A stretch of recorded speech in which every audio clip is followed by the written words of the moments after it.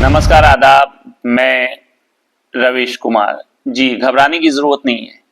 ये वो लाइन है, मैं रवीश कुमार, जो एक आवाज है जो नफरत के माहौल में, दुख के माहौल में जनता के लिए एक ताकत और हिम्मत की शक्ल में सुनाई देती है।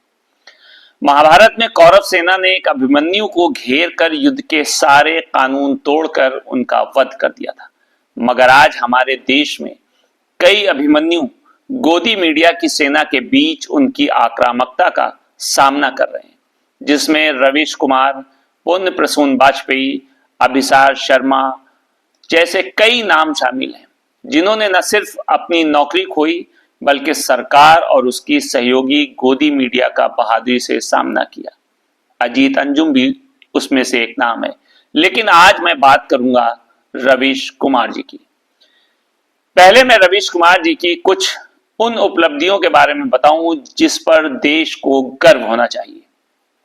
1994 से लेकर 2022 तक वो एनडीटीवी इंडिया में काम करते रहे। एक वरिष्ठ निदेशक के रूप में उन्होंने कई कार्यक्रमों की मेजबानी की, जिसमें चैनल का प्रमुख शो प्राइम टाइम, हम लोग, रवीश की रिपोर्ट और देश की बात शामिल है। हालांकि उन्हें अपनी पत्रकारिता के लिए मौत की धमकियां भी मिल चुकी। उन्हें 2 बार रामनाथ गोयनका पत्रकारिता पुरस्कार से सम्मानित किया गया और 2019 में रेमन मैग्सेसे पुरस्कार प्राप्त करने वाले वो 5वें भारतीय पत्रकार बने। इस लिस्ट में पत्रकारिता के लिए गौरी लंकेश पुरस्कार, पहला कुलदीप नैयर पत्रकारिता पुरस्कार 2017 में, हिंदी पत्रकारिता और रचनात्मक साहित्य के लिए गणेश शंकर विद्यार्थी पुरस्कार 2010 के लिए 2014 में दिया गया और उन्हें द इंडियन एक्सप्रेस के जरिए 100 सबसे प्रभावशाली भारतीयों की 2016 की सूची में शामिल किया गया और मुंबई प्रेस क्लब द्वारा उन्हें जर्नलिस्ट ऑफ द ईयर भी नामित किया गया। ये बातें बताना इसलिए भी जरूरी थी क्योंकि आज मैं रवीश कुमार की जिस बात का जिक्र करने जा रहा हूं, वो सुनने से पहले ये बात मानना और जानना जरूरी है कि आखिर रवीश कुमार हैं कौन। आज रवीश कुमार ने देश में बदलते हुए माहौल को देखते हुए और सरकार के जरिए मस्जिदों के सर्वे पर खामोशी अख्तियार कर लेने पर, कोर्ट के द्वारा हर याचिका स्वीकार कर लेने पर और सरकार की खुदाई में दिखाई जाने वाली दिलचस्पी पर जिस भारत खोजो योजना को अपने वीडियो के जरिए देश के सामने पेश किया, वो वाकई काबिले जिक्र है। भारत खोजो योजना को जिस सत्यता और सकारात्मक सोच के साथ पेश किया, वो काबिले तारीफ है। इसको वही समझ सकता है जिसको देश से प्यार होगा, जिसे देश के संविधान से प्यार होगा, जिसे देश की जनता से प्यार होगा। इस योजना का सबसे बड़ा फायदा यह होगा कि देश के जो बेरोजगार हैं, जो बेरोजगारी के नाम पर झगड़ा है, वो पूरी तरीके से खत्म हो जाएगा, क्योंकि हर व्यक्ति खोदने में व्यस्त हो जाएगा। उसी तरीके से जिस तरीके से आज हर व्यक्ति सिर्फ जाति के नाम पर बात करने में व्यस्त है, चाहे वो किसी पॉलिटिकल पार्टी का लीडर हो, चाहे वो किसी ग्रुप या समूह का सदस्य हो। सुबह उठते के साथ ही इंसान अपने काम में लग जाएगा, क्योंकि रात को सोते वक्त उसके ध्यान में रहेगा कि कल उसे खुदाई करनी है। इससे बड़ा अचीवमेंट क्या होगा कि देश की जनता के सामने, हर व्यक्ति के सामने उसका मकसद होगा, उसका उद्देश्य होगा, उसकी निगाहों के सामने होगा और वो मकसद उद्देश्य होगा खुदाई। रवीश कुमार जी ने बिल्कुल सही कहा कि चंद मस्जिदों को खोद करके ये पता लगाए जाने के बजाय कि उसके नीचे क्या है, हर जगह खुदाई करनी चाहिए और ये पता लगाना चाहिए कि इससे पहले इसके नीचे क्या था, क्योंकि ये तो तय है कि हर जगह जो भी चीजें बनी हैं उसके नीचे कहीं ना कहीं कुछ ना कुछ तो मिलेगा ही। बहुत ही मीठे अंदाज में रवीश कुमार जी ने कहा कि खोदते रहिए, फावड़ा चलाते रहिए, कुदाल चलाते रहिए और खोदते रहिए।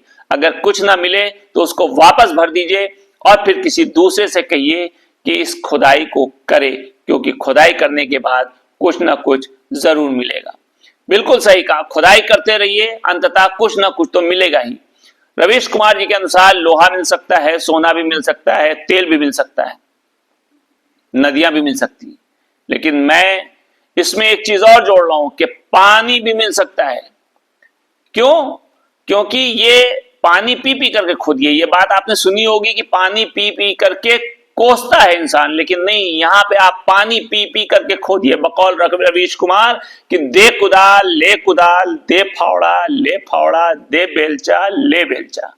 और ये बात बिल्कुल सही भी है। हिम्मत ना हारिए, देश में जो जगह मिले खोदते रहिए, बस हिम्मत ना हारिए, कुछ ना कुछ तो इंसान को मिलेगा ही। क्यों मिलेगा मैं बताता हूं। एक इंसान था जिसके अंदर यह ख्वाहिश थी कि जमीन खोद करके कीमती चीजें हासिल की जाएं। अक्सर व बेशतर कुछ साल पहले या कुछ जमाने पहले लोगों के अंदर यह ख्वाहिश रहती थी कि भाई अगर इस जगह पे खोदा जाए तो नीचे से खजाना निकल सकता है, नीचे से जो है वो अशरफियां निकल सकती हैं, अशरफियों के घड़े निकल सकते हैं। पुराने जमाने के लोग नीचे गाड़ के गए थे, तो ये कहीं ना कहीं कुछ ना कुछ मिलेगा। उस इंसान के अंदर ये इच्छा थी कि जमीन खोद करके कीमती चीज हासिल कर दिया। वो शख्स जगह जगह पर जमीनें खरीदता था महंगे दामों पर, उसके बाद उसकी खुदाई करवाता था और वो खुदाई करवाता रहता था। लेकिन आखिर जब उसे कुछ नहीं मिलता था, वो थक करके उसे औने पौने दाम पे वो जमीन को बेच करके चला जाता था और फिर दूसरी जगह महंगी जमीन खरीद कर खुदाई शुरू करता था। और आखिरकार ये सिलसिला जारी रहा और जब उसको कुछ नहीं हासिल होता, महंगी जमीन खरीदने के बाद, खुदाई करने के बाद, औने पौने दामों पर बेच देने के बाद, जब उसकी कोशिशें बेकार जाने लगी तो आखिरकार एक दिन उसने अपनी जान दे दी। लेकिन वहीं दूसरी तरफ जिस व्यक्ति को ये कम दामों में जमीन दी गई थी, उसने सोचा कि जब जमीन की इतनी खुदाई हो चुकी है तो इसकी थोड़ी खुदाई और की जाए, और जहां तक जमीन खुदी थी उसने उसके आगे खोदना शुरू कर दिया। आखिरकार उसे कुछ कीमती चीजें हासिल हुई। इसलिए हिम्मत ना हारिए, हर जगह खुदाई कीजिए। रवीश कुमार जी के शब्दों को याद रखिए कि दे फावड़ा ले फावड़ा, दे कुदाल ले कुदाल। खोदते रहिए, सिर्फ खोदते रहिए, कुछ ना कुछ तो मिलेगा ही। और अगर कुछ नहीं मिला तो कम से कम खुदा हुआ मलबा तो जरूर मिलेगा। नमस्कार।